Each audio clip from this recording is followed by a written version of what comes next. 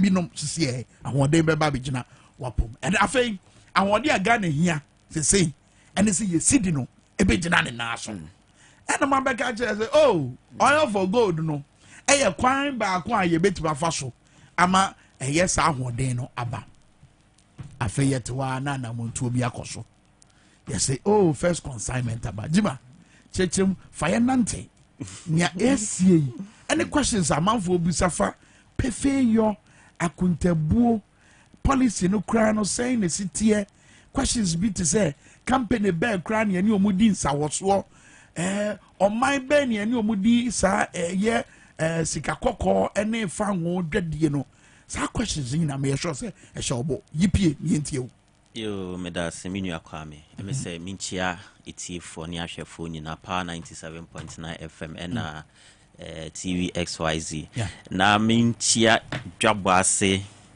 etifo ankasa ne ahwefo because they be ameba na meni age then again in so no minchia minu abem say George the first time I share last week mini beauty ni share by be share bim say nanke see short na but Friday debate no but watch na no nyoma ba ku bi across into na me say me ben into beauty say oh share na utia mi chia onso yo minu akwa me say the buyer this good for oil as I say a friend of G for O policy abe on say the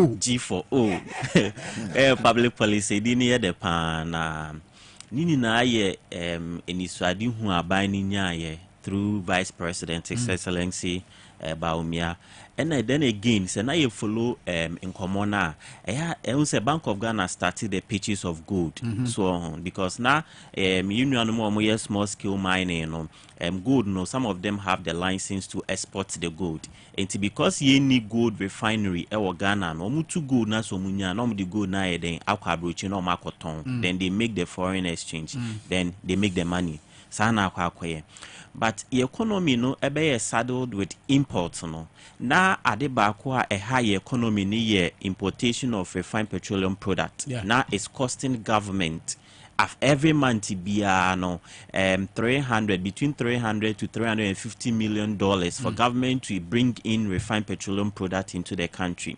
Like I've always indicated, say abine ne budget the revenue and the expenditure say abine anya hwe kra no ba no betina so no anya hwe kra na or what these two issues to contend with: number one, importation of refined petroleum product, and number two, providing sustainable power for Ghanaians. When you're outside the scope of the budget, into so you begin to be thinking about how you are going to make sure say you get a foreign exchange, you need to meet up the importation of refined petroleum product.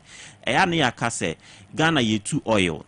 A crude oil near too, but crude oil now see omu process near what the refine and I say the final product. But because your refinery as you say is not functioning into a net losers. To debate now share the comparativity womb say you too oil all right, but what is the price of crude oil against the price of refined petroleum product? And that's where we should be looking at. And as it stands now, ye net losers as nature say price na ye di imported no versus the price na ye ton no na price na importing was through chain fango no yes was through chain de ye ton no in the time bia no yes sa cedi ni more e de kope dollar no e de bre e de fango ne de eba oman ni mu na we na ma aban no ehun se da bi your gold mining gold so no bring it foreign exchange just like cocoa when say gold ni cocoa ni na foreign exchange a foreign exchange and in commodities and the prices and so fixed by the world market and I say the international market about gold your omo fixed prices na about crude oil so your OPEC countries omo then fixed prices for crude oil and abai no say oh every month biano say mitimi a provide between 300 and 350 million dollars emma wana de fango eba omanimu na Ghana us $1 intino baby or mobile fall on dollars na ye Bank of Ghana. Bank of Ghana so baby onya ne dollars no eye ne foreign exchange and I say won say ye a budget na ye will be a friend of the international reserves eye edwedi aban no edi anaso man ni di no the international trade no reserves na buy no account be a friend no gross international reserves e ho na sika no foreign currencies ni kogu na Bank of Ghana air supply the bus system no ma wona omuhia dodo na ye importers e wo krom ha no mu say. So the policy no was to make sure say Bank of Ghana would be able to what innovative enough for betimi aye the upper dollar no na yetimi de aye den ama wona omu imported we say fango ba o mine mu na so munya Bank of Ghana ebe ma ne ho ahen no se na ebe ya other industries and I say other area of economy no mu hia dollar no betimi aye den a supply omo dollars no just as all the dollars nini na ba koma importers no mo de fango ye den eba o mine mu. And this is the conception of the good for oil yes. Ma say some questions be answer mama George Abem. Enti we know ya besisa dollars any dia kwakoto gold and I say ye ne say dia ne be gold ye benya no kwan be so. That's right. So per the policy no a twofold baako ye barter trade system and a baako so ye a broker system.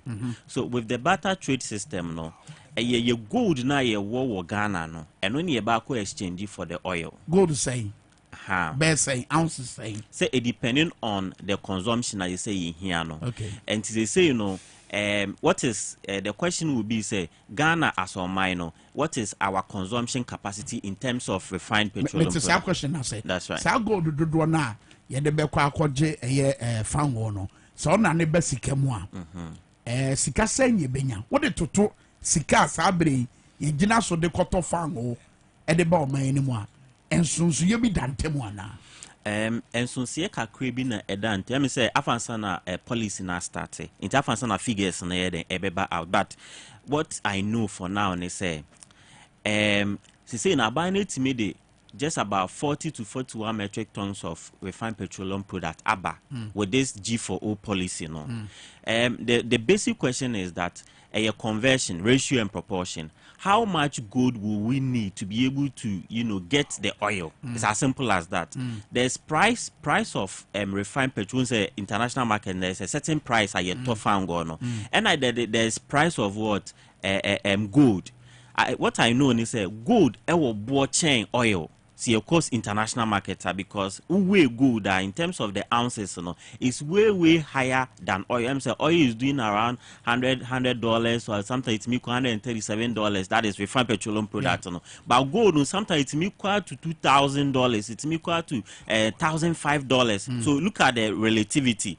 And gold, see you kasi ye trade the barter system na ye gold kakra na ye de be ko na be meet me oil bebre. I'm just breaking it down. Say be ya we know how much it is costing the country. And ni na ye so be pick the price of gold on the international market, pick the price of oil on the international market. That's right. George Bebem say but then again Ben Boachi what ASAP. The question is be our tabusa and say your company be a dealing in both commodities. How mo be my discount na and I think so eba fango na ye hwe ni mo si ebenya na e crude and refined products in ebenya.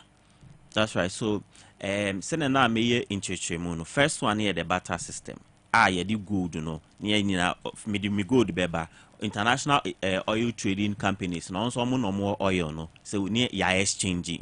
So that is the first one. The second one near the broker system, that is the companies dealing in commodities. And then again no this is just a way of say Bank of Ghana no e be raise forex into no one say program no a recurrent say running into instead of say some companies or mono person mo be gold no then they need the foreign exchange what Bank of Ghana is doing is that on it like you said companies are dealing in commodities they will be willing to buy our gold then again companies buy okay for now the companies didn't buy it. Yes definitely it didn't buy me the beba out so those companies test run set test run here policy framework don't say information releasing kakanga kwa the companies are there, but these are oil companies. Yeah. Well, oil companies are firm IOTC, International Oil Trading Companies. You know, when you just Google, you can know all of them. Yeah. You know, these are people are. You know, Bank of Ghana is working through a broker system. Those people will take the gold and then go and market our good for us and get the foreign exchange, the better one waiting for the next procurement of the oil. So the two systems is the first, the barter. The second one is working through a broker, and the broker is companies dealing in commodities.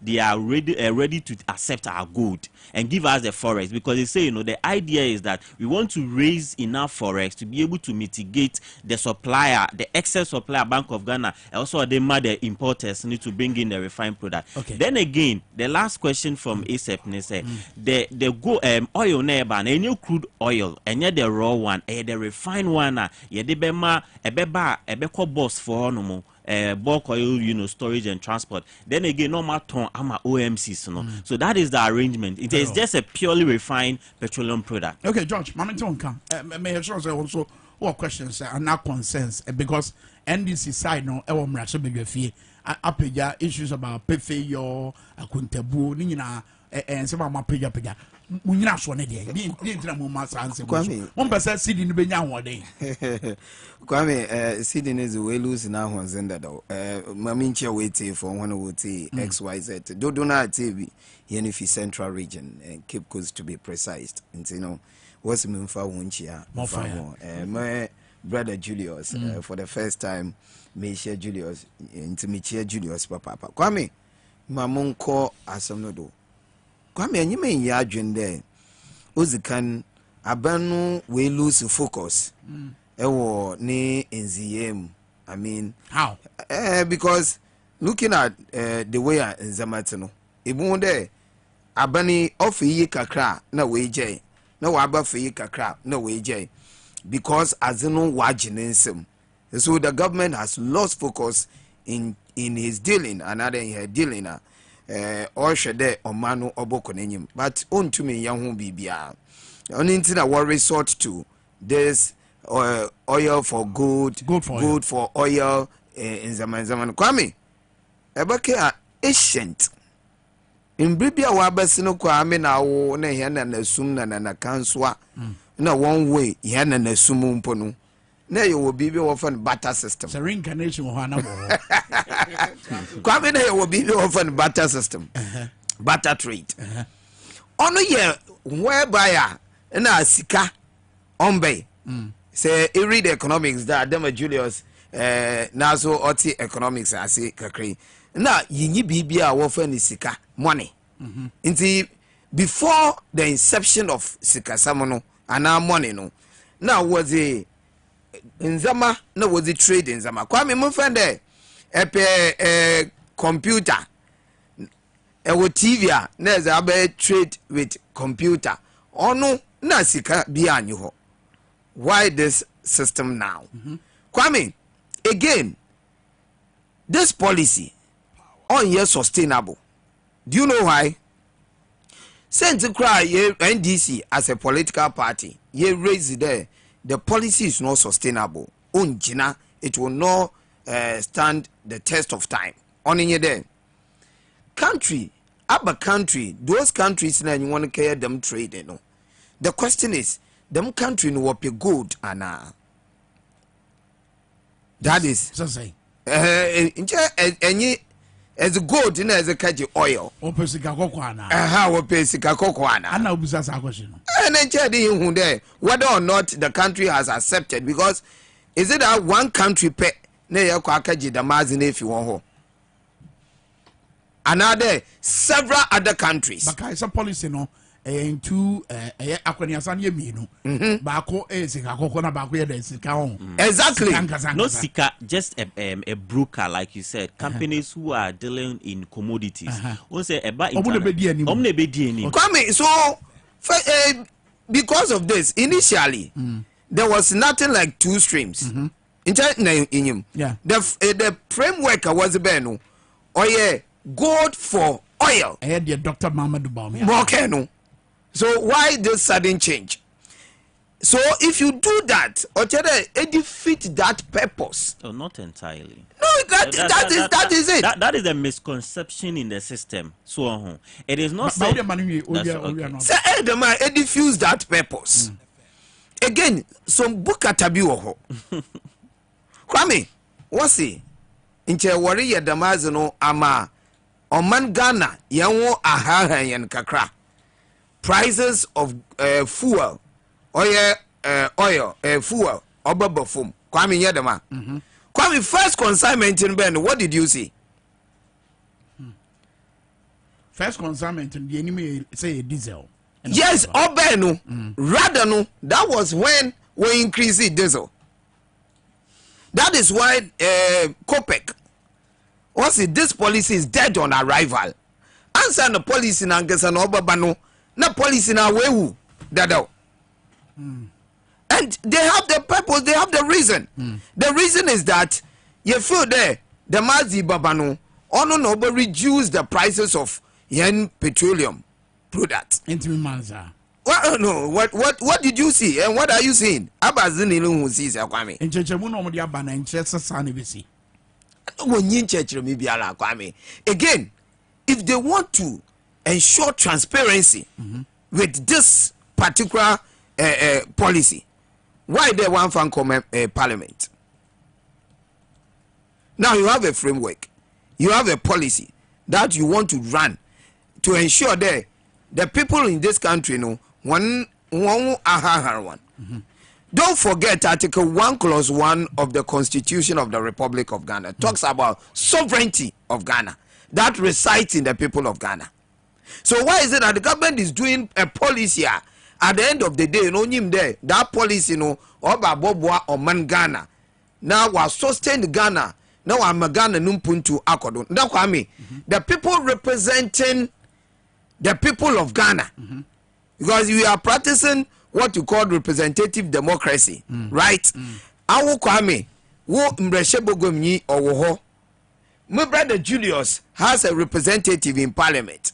Myself, I have a representative, Honorable Kweko Reket Hagen. Now, Kweko Reket will speak on behalf of the people of Cape Coast South.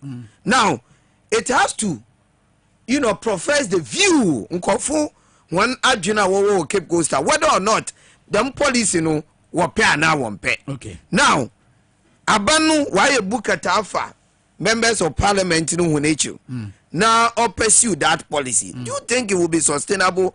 Do you think it will ensure some level of transparency in this level? No. So why am I there? On your feasible, that is one. Again, on your sustainable, it lacks transparency. Okay, these are the three words. You use them at this policy. Okay. So Dr. Mahmoud Bawumia will lose to focus. Okay. You should find a sustainable way. Obama hen Sidi no way to numu ayedo. He said he holds the keys. Right. And no be na nanamu esi our torso 5, 6, 7 or torso so on also ebisa was say a Kwame so na buying ebeto a year gold to the tune of say bia $380 million. And when sika or mine you spend it and I say you spend it for fango a year busome bia nti Kwame so and I'm being says yes. How would the government what raising issue that is it pay your what I say policy you bet me our hoda na say mrebiano and wo ya no say so minua Kwame say minua George did not all cano and policy no in terms of transparency and also accountability or more kind and all that, that is not what is happening. Say BBI or substance over form. We are looking at say at the end of the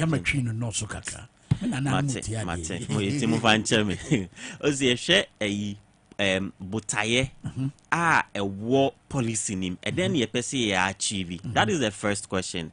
To say yes say ye forex in sensem na no na high economy no ama prices of goods and services generally arise out to the extent says the same inflation crashing at 54.1%. And that is the focus of government say you better restore the inflation figures back to single digit. Then again you who say adeɛ ɛha ye sika sema anase economy no ɛyɛ fango anase refined petroleum product ye consume or mine because petroleum product no ɛwɔ rippling effect on enyome nyinaa and this so kope affect bibia cost of production buy a factory bottle water away nyinaa baby I want watch mu dada yes bosumi bia ye hia 380 million ena ye top fan yes eti kwambe so na wo ba be fa so tubo kwambe so na be ba be fa so e dia kope sa sika kokko yi a e ma esa 380 million dollars bosumi bia Bank of Ghana started policy ni say or to gold no and of course what to gold no from small scale miners or any PMMC omo DNM and all that. So the purchase of the gold no, they say the question should be say how are we going to get the gold coming in?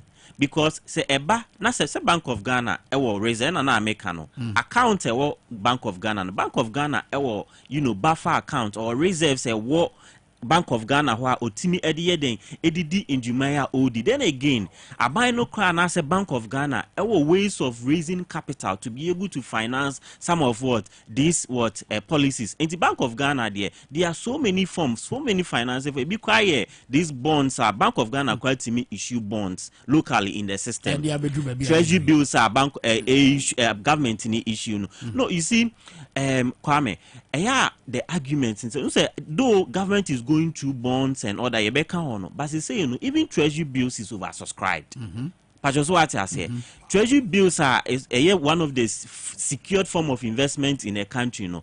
Ghana for na tokrama issue abani here Ghana for tama na broso. And that gives some money to central government and they keep those monies. And this acquire a buy no befas we meet that $300 million, $350 million before good for oil policy. Ne kwa be so na buy na bring it in and also meet it in the forest no. Edema importers ne the oil neighbor. It's acquire that not even current government. Previous government and then ana omo ye etimi ekra ebuama yenuanu mudi fangu hu djuma no ekra oil no dey ba o mine enti that vehicle and that medium no ewo ho no modeda. This is just an advance of what the existing ones wo ho a aban na de den ebuama yenuanu mudi fangu hu business no omo de betimi enya dollar na de aba system nim na afi omo nya bi dey bring in the refined petroleum product and it's a ekwan ni sika asem ne de of course all the money is vested in Bank of Ghana. Sike bia abani nye bia no eko consolidated funds mu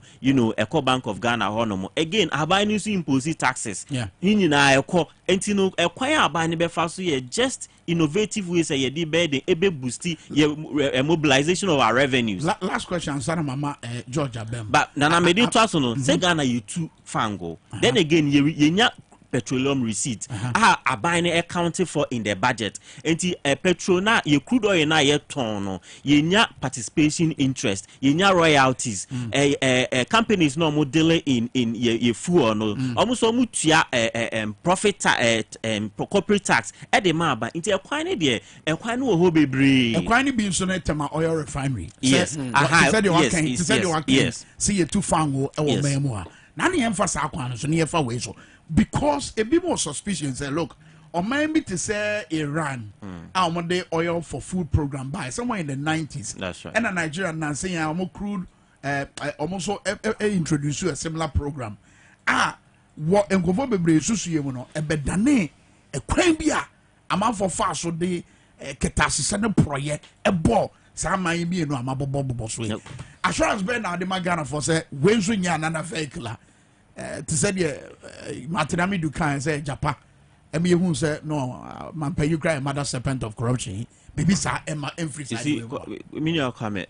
I was said this is the time Ghana for ye more forward looking, more positive. Oh how? Yeah, because the questions now you no. The other part say policy bar. People seek to condemn the policy, criticize the policy. Oko top bar now ko didia. Obodi aduane no ma wa umuze bizanze manza no waje aduane. Na okọ choba na say ye serve we aduane no. Ni etwa ofufu ni e de nkwan gusu a punch na maba. Uko busa ma me ne say me expectation na obey. Meet expectation na do aduane na ma no. This is a policy of Ghana. No, they make can say.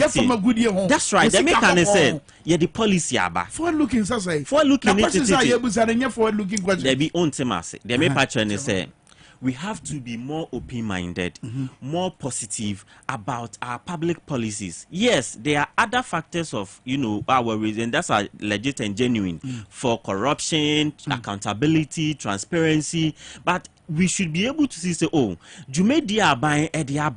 we are going to support it. That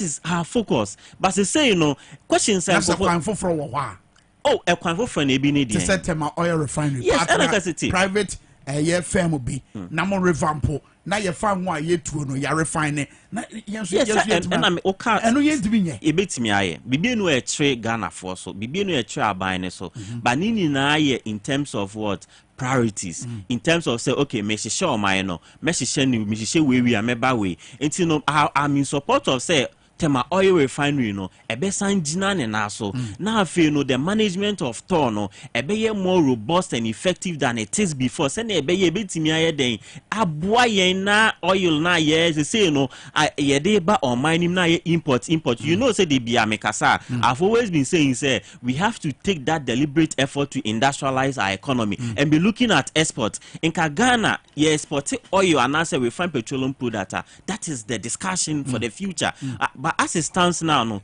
Tola President Kwame Minkah see one no. He say na Babedu level as he say intimi operate. What would be when I say government decision to be make sure say obe editor ebeba ne level ana ewo no. And that would be another fantastic policy.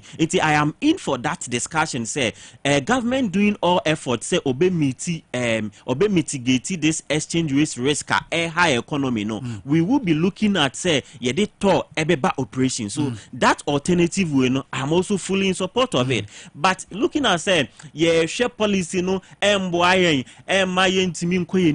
is not the discussion. Say ye pill say ye mpill I was say ye make sure say engineer so ni yentia yentimi and sustain policy no yentia amanfo susu say ebetima ye avenue for corruption obodi nyina so ba. Oh, you see in the case of corruption was examples of society Iran and and I feel so Nigeria for Oman Atenase program for crude oil for finished product. Yes. And Iran so they're in the 90s oil for food program. Yes. Also, I mean, we are seeing konenim. These are president Homa and Yibinya ehunsu and what happened in the Iran case. May assure say in Penifo deep policy anymore. They've thought the policy through thoroughly. Say no. We never buying for the short term to be able to bring down our exchange risk. I mean, you can't bring in the 90s. We are in 2023 for God's sake. In your marketing, there's advancement in technology. There's a lot of investment in digital space, and there's a lot of monitoring. Instrumental. You bet me, they safeguard the economy. No. Could you believe that Nigeria call more war fangoni in abundance? They queue to buy oil. Okay. So, I'm for George. Remember, at least Matawase. Kwame. Adum sounds solely pa photographer. Adum sounds. Mezo won krana ma Kwame. Kwame, inyima. Ewu fa kadama MPP for warrior. He invariably another oil undercover ejapadio. How? Yes. Ucha waya was alpha. Ejapadio no was alpha baby waye. Na sisi anu was a yen sikakoko no was a kaji oil at this present time. Kwame, Yakacho, this policy lack. It wasn't think through policy. They did not one junumu papa. The more policy or lack transparency. Look, Kwame, same PP aban na President Nana Danko Akufo-Addo na Munia Julius. So we better no kwarama or mania.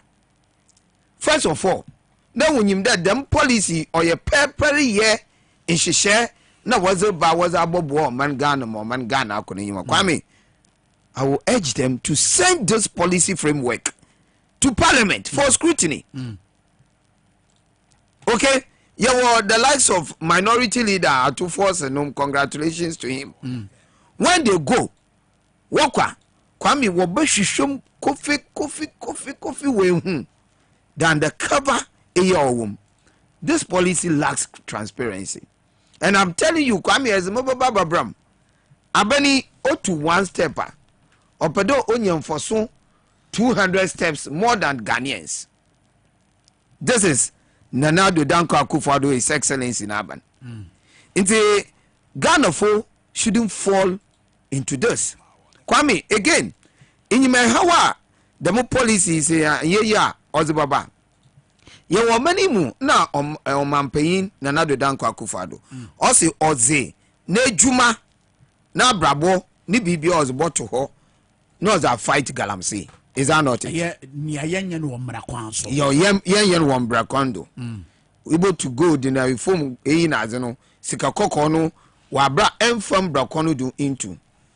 Sisiano, Zaur Baby. Do you know there? Obama one fa Braco because of what do baby are? Abano Boko share gold. Eh? One fa Bracono do to gold, you know. Obe peja when ejuma no better than abasa because target here small scale miners. I mono Kwame omo to me krata omo to me edit side juma. Kwame that's right. Kwame inyi medamon kofi. Obodu baby a small scale miners no. Ebia when tum when yan in abundant another when ya to the expectation of this government. Okay? Obotu wa ma abandon shisha na ye ejuma. Where would they resort to? Where will they resort to? Into Kwame, it's about time abandon the BB ba policy biba, with the framework no. I don't hear wild consultations. Kwame ame now and the media space abandon or the policy no but two there yen train and ajun wadana. So the Bank of Ghana, Energy Ministry. Any other agencies at Atenase. What about those representing? The one who represent institution, they are few. Okay. Atenase Kwame, they are few. MPA, how many people are there? But we have people representing the populace, which is the members of parliament. Okay. Is that not it? Kwame, just mention an area, a constituency, only member of parliament. Or parliament, just mention. So sovereignty of Ghana resides in the people of Ghana. Also mentioned this song. Kwame, so Bibinia George, says a meeting I see ya. I was say Prefer has in parliament, police in parliament. Not into my train tremor. Oh, there be an essay and parliament. Parliament on a timetable or the Dume Juma, and then again our parliament our recess and Safansan. I didn't one train. Oh, baby, as I say, no parliament are then I will convene. Definitely, all the policy framework and everything, Ebeko parliament. Julius, I didn't one train. Oh, America, yeah. And America, you say, and you saw ye bit ye de bring it down, ye dollars and sema economy, no. And you say, fine, parliament were no more. The executive arm is also there. And even the judiciary. And he say that's why he said, say, parliament will oversight responsibility. And nothing prevents Parliament in requesting document and information from the policy the era. No, but what the kind of framework first consignment no, what the one character yes, and character there. Now say yetimi juma auditor general COVID time in your MCA. Normal cost or transactions cost or then again and our audit acquire the auditor general acquire audit here or the report findings higher than ABBA and oh say to an amount without recourse to and she said and then auditor general point I mean making is say or make it fundamental or raise fundamental questions say I was say parliament and I may say policy no bibie no aban na ye den edi hu juma enko parliament ye aban ne hyehye mra ebia e capture budget ni mu a ekọ parliament area na call for presidential assent just for presidential approval na be yemra na yeko and it's say no nothing prevents the policy and can say yemfa policy na say dwumedia ye d for G for O no ye hwe say ye dey exchange ratings and semeba from the enko parliament. Okay. Then again ebi kra na enhyehyeye wo ho a ebeko parliament but the South na parliament Atenase. Okay. And you know members of parliament has every right and they should be given every opportunity to scrutinize the policy and then bring whatever they see and also advise what government. Memko baby Atenase George Atenase kakra ye be ye we say look I was a born on cry the kaka just say a born on cry any honorable TT Kateno and a better come member yeah can be a friend member me nipa in fact was it Atenase me nipa Memko baby so pemasem to me channel also questions be o person obisa one oil for gold issue no but no ye ne Atenase ne ya twetwe nkomo afa nanse yansa kremu a mampanyi aye ewo na ban mu ye baba ye hu pese mu menko ba bia ne entena ye bense o jam no nanse dia wo